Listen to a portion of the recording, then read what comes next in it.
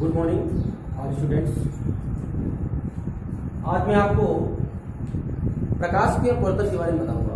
ठीक है, मैंने आपको प्रकाश का परावर्तन इसके पहले बता दिया है, उसमें सारे न्यूमेरिकल्स मैंने बता दिए हैं। जो भी समझ में ना आए कमेंट बॉक्स में कमेंट करेंगे। आज मैं आपको अपवर्तन की तरफ ले चलता हूं। देखिएगा, अध्याय तो एक ही है। ठीक है, अध्याय फर्स्ट, प्रकाश का परावर्तन तथा अपवर्तन। देखिए, परावर्तन के बारे में मैंने बता दिया है। अब चलते हैं हम अपवर्तन के बारे में। तो यहां पर हो जाएगा बेटा प्रकाश का अपवर्तन।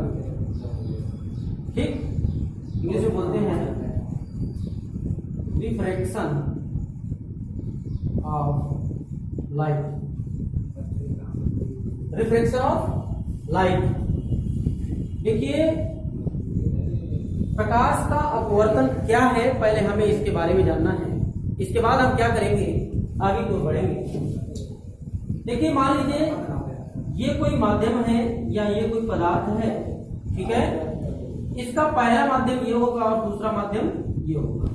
ध्यान दीजिएगा, जब भी कोई प्रकाश, और प्रकाश स्रोत से ही उत्पन्न होता है, यानी प्रकाश जिस पदार्थ से या जिस जहां से या जिस जगह से, जिस स्रोत से उत्पन्न होता है, उसी को प्रकाश स्रोत कहा जाता है। ध्यान दीजिएगा बेटा, यहां से जब प्रकाश स्रोत से जब कोई भी प्रकाश गमन करेगा और जब एक माध्यम से दूसरे माध्यम में प्रवेश करता है, तो प्रकाश का कुछ ना कुछ भाग क्या होता है, विचलित हो जाता है। अब विचलन का मतलब क्या होता है कि अपने मार्ग को छोड़ देना। अपने मार्ग को छोड़ने का मतलब कि रास्ते से हट जाना। ध्यान दीजिएगा, तो यहां पर मान लीजिए पहला माध्यम है, ये विरल माध्यम है। कैसा माध्यम है? विरल माध्यम। और ये है बेटा सघन माध्यम। ठीक, तो जैसे ही ये प्रकाश किरण दूसरे माध्यम में प्रवेश करेगी, तो ध्यान दीजिएगा बेटा, तो अपने मार्ग को छोड़ देगी, विचलित हो जाएगी। अपने मार्ग से कुछ ना कुछ क्या होगी, विचलित हो जाएगी, यानी सीधी जानी चाहिए, लेकिन वो सीधी ना जाकर अपने मार्ग को कुछ ना कुछ छोड़ देती है। ठीक है, ध्यान दीजिएगा। तो ये कौन सी किरण है? आपतित किरण। आपतित किरण। और ये किरण कौन सी बेटा? अपवर्तित।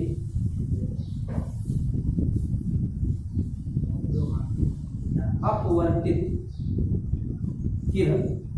ठीक, और ये क्या होगा, यहां से अभिलंब डाल देंगे। यहां पर क्या है, ये लंब है। और ध्यान दीजिएगा, देखिए बेटा, यहां पर अगर ये लंब है तो यहां अभिलंब और आपतित किरण के बीच कोई ना कोई कोण बनेगा, और उस कोण को क्या कहेंगे बेटा? आपतन कोण, यानी आई से प्रदर्शित करेंगे। परावर्तन में मैंने आपको समझाया था इसके बारे में। इसे हम आपतन कोण कहेंगे यहां पर, और आपतन कोण को आई से डिनोट करते हैं। और देखिएगा, लेकिन वहां पर मैंने आपको बताया था बेटा कि प्रकाश किरण परावर्तित होती है। जब परावर्तित होगी तो परावर्तित किरण के बीच परावर्तन कोण बनेगा। यहां पर क्या हो रही है? अपवर्तित हो रही है, क्योंकि दूसरे माध्यम में प्रवेश कर रही है, इसलिए यहां पर अपवर्तित होगी। इसलिए क्या कहेंगे बेटा? अपवर्तन कोण। इसे आर से प्रदर्शित करते हैं। ध्यान दीजिएगा, ठीक है। तो ये चीज विशेष ध्यान दीजिएगा बेटा। अब है क्या प्रकाश का परावर्तन क्या है? तो पहले हमें जानना है बेटा माध्यम के बारे में, कि पहले विरल माध्यम क्या है। विरल माध्यम क्या है, पहले हमको ये जानना चाहिए। इसकी परिभाषाएं लिख लीजिएगा आप लोग। ऐसा माध्यम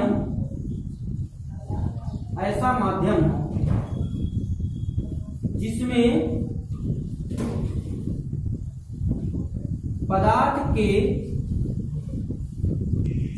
कण दूर दूर होते हैं, ठीक है, उसे विरल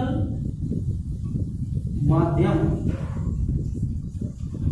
कहते हैं। मतलब समझ में आ गया होगा। ऐसा माध्यम जिसमें पदार्थ के कण दूर दूर होते हैं उसे विरल माध्यम कहते हैं। देखिए केमिस्ट्री में आपको पढ़ाया जाता है बेटा, 3 प्रकार की अवस्थाएं, ठोस और द्रव, गैस। सभी में पदार्थ के कण क्या होते हैं, किसी में पास होते हैं, किसी में दूर होते हैं, किसी में और पास होते हैं। तो उस आधार पर यहाँ पर माध्यम भी बनता है कि पदार्थ के कण जब पास पास होंगे तो सघन, मतलब पास पास हो जाएंगे तो सघन हो जाता है, कंजस्ट हो जाता है, और दूर दूर होंगे तो विरल। विरल का मतलब क्या हो गया, पदार्थ के कण दूर दूर होगा। अब देखिए सघन क्या है, सघन माध्यम। विरल समझ में आ गया होगा, देखिएगा। सघन माध्यम क्या है, ऐसा माध्यम जिसमें पदार्थ के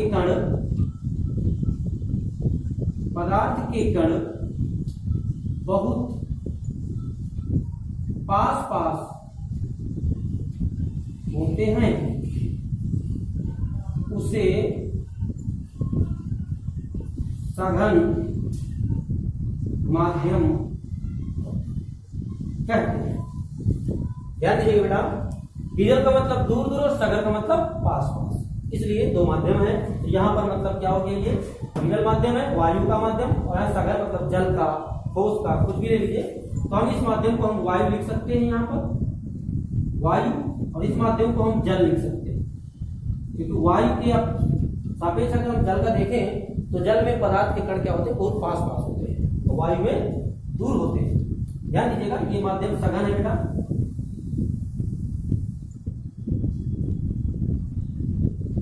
ठीक, अब देखिएगा, अब मैं आपको बताने जा रहा हूं बेटा प्रकाश का अपवर्तन क्या है। देखिए परिभाषा देखिए,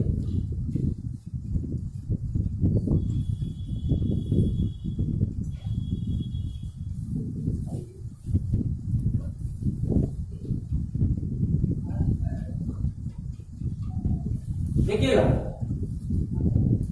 अपवर्तन क्या है, जब कोई प्रकाश किरण प्रकाश स्रोत से चलकर किसी एक माध्यम,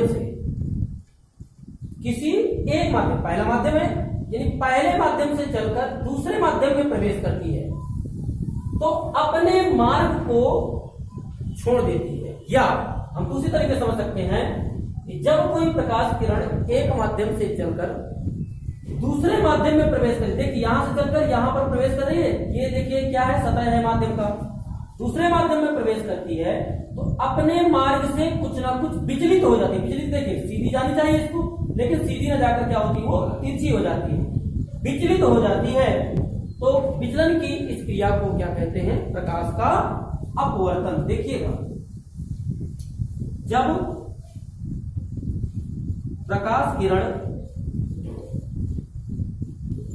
एक माध्यम से चलकर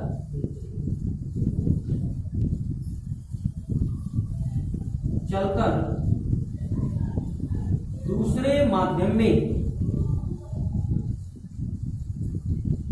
प्रवेश करता है तो प्रकाश किरण अपने मार्ग का मतलब रास्ते से कुछ ना कुछ विचलित हो जाती है।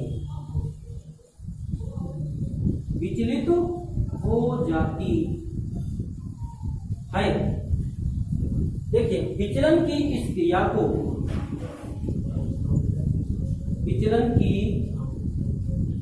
इस क्रिया को प्रकाश का अपवर्तन कहते। समझ में आ गया होगा बेटा, प्रकाश स्रोत से चलकर जब कोई प्रकाश किरण दूसरे माध्यम में प्रवेश करती है तो अपने मार्ग को छोड़ देती है, अपने मार्ग से विचलित हो जाती है, इसे क्या कहते हैं, हम प्रकाश का अपवर्तन कहते हैं। लेकिन एक यहाँ पर विशेष पॉइंट है बेटा, ध्यान दीजिएगा, ये विरल माध्यम है और ये सघन माध्यम है।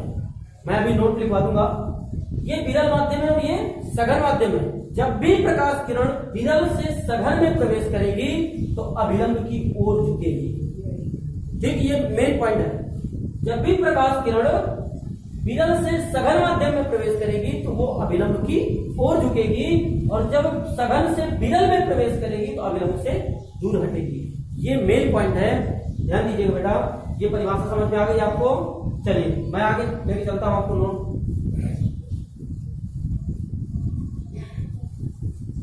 देखिएगा बेटा,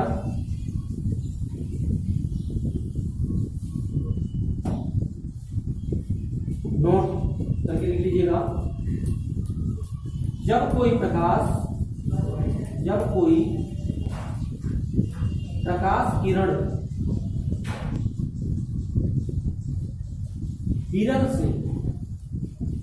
विरल माध्यम से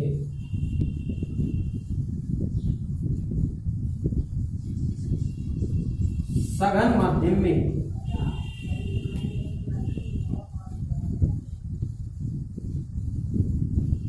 प्रवेश करती है तो उसका विचलन, विरल से सघन में प्रवेश करती है तो उसका विचलन अभिलंब की ओर होता है, तथा जब सघन से विरल में प्रवेश करती है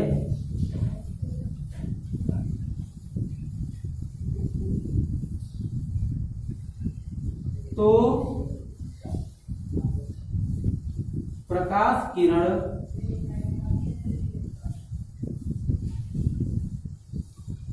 अभिलंब से दूर हटती है। ध्यान दीजिए बेटा, ये विशेष पॉइंट है, यही मेन पॉइंट है आपका। जब कोई प्रकाश किरण विरल माध्यम से सघन माध्यम में प्रवेश करती है, विरल से सघन में, तो उसका विचलन अभिलंब की ओर होता है। देखिए अभिलंब की ओर झुक रही है, ठीक है। जब सघन से विरल में प्रवेश करती है तो उस प्रकाश किरण का अभिलंब से दूर हटती है, यानी प्रकाश किरण क्या होती है, अभिलंब से दूर हट जाती है। देखिए यहां से देखेंगे तो अंदर की ओर झुक रही है, यहां से देखेंगे तो बाहर की ओर चल रही है ना। तो इसलिए ये पॉइंट आपको क्या करना है बेटा, विशेष ध्यान देना है। आगे देखिएगा,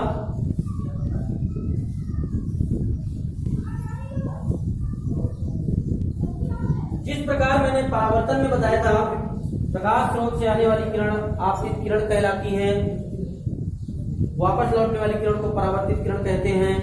लेकिन यहाँ पर प्रकाश स्रोत से आने वाली किरण जब दूसरे माध्यम में प्रवेश करती है तो दूसरे माध्यम में प्रवेश करने वाली किरण को या विचलित होने वाली किरण को क्या कहेंगे बेटा, अपवर्तित किरण कहेंगे। ध्यान दीजिएगा। और कोण जो मैंने परावर्तन में बताया था, अभिलंब तथा आपतित किरण के बीच बनने वाला कोण क्या होता है, आपतन कोण। और ठीक उसी प्रकार यहाँ पर परावर्तन में बताया था, लेकिन यहाँ अपवर्तन है। तो आप अपवर्तित किरण तथा अभिलंब के बीच बनने वाला जो कोण होगा उसे क्या कहेंगे, हम अपवर्तन कोण कहेंगे। ठीक है, ध्यान दीजिएगा। ये पॉइंट आपको विशेष ध्यान देना बेटा, ये आपका मेन है, ये आपके एग्जाम में पूछा जाता है, मोस्ट इंपॉर्टेंट। ध्यान दीजिएगा। इसके बाद देखिए बेटा, हम आपको बताने जा रहे हैं प्रकाश अपवर्तन के नियम। प्रकाश अपवर्तन के नियम देखिए,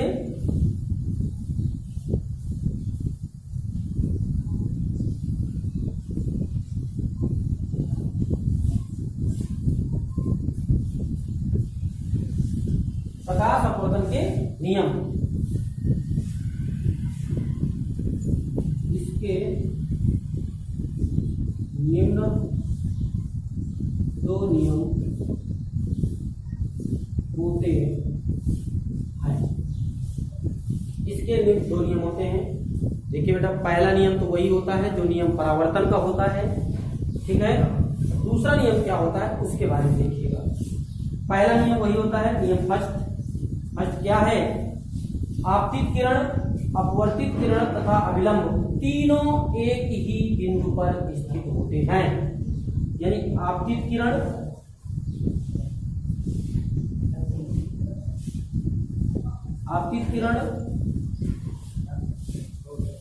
अपवर्तित किरण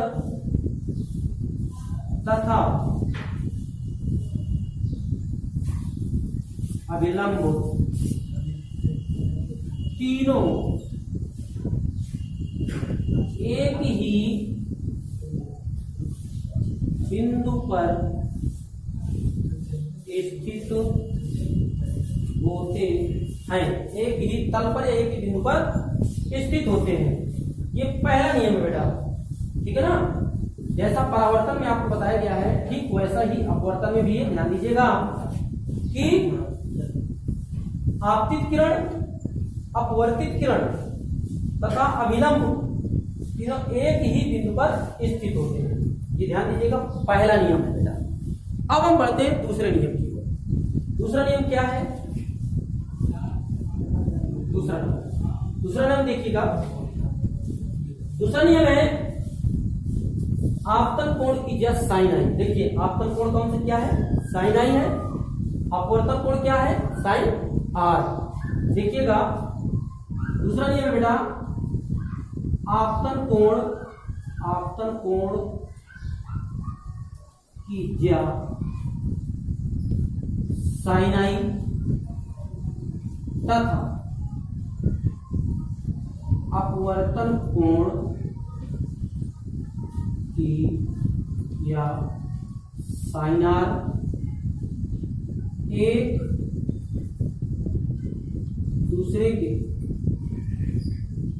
समानुपाती होती या होते हैं। ध्यान दीजिएगा, तो यहां पर क्या हो जाएगा बेटा, sine i proportional sine r, इसे अनुपात का चिन्ह कहते हैं। ध्यान दीजिएगा, इस साइन को हटाएंगे तो कोई ना कोई नियतांक आएगा जिसे हम कांस्टेंट इंग्लिश में बोलते हैं। तो साइन आई इक्वल, यहाँ पर कांस्टेंट या नियतांक मानते हैं जैसे हम n मान लेते हैं, साइन आर हो जाएगा।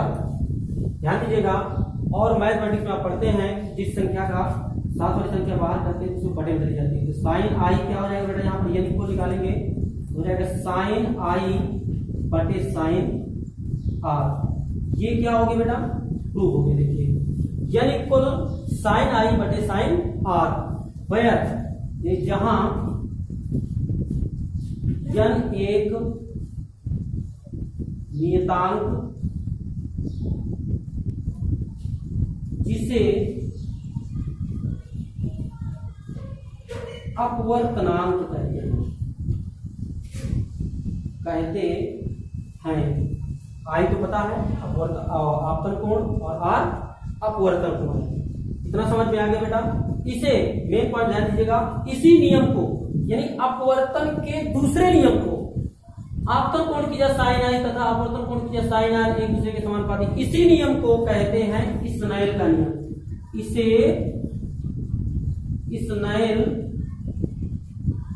का नियम भी कहते हैं, क्योंकि बोर्ड एग्जाम में बेटा आपके स्नेल के नियम से पूछा जाता है। ध्यान दीजिएगा, ठीक है। आज के वीडियो में यहीं तक, शेष कल होगा। धन्यवाद।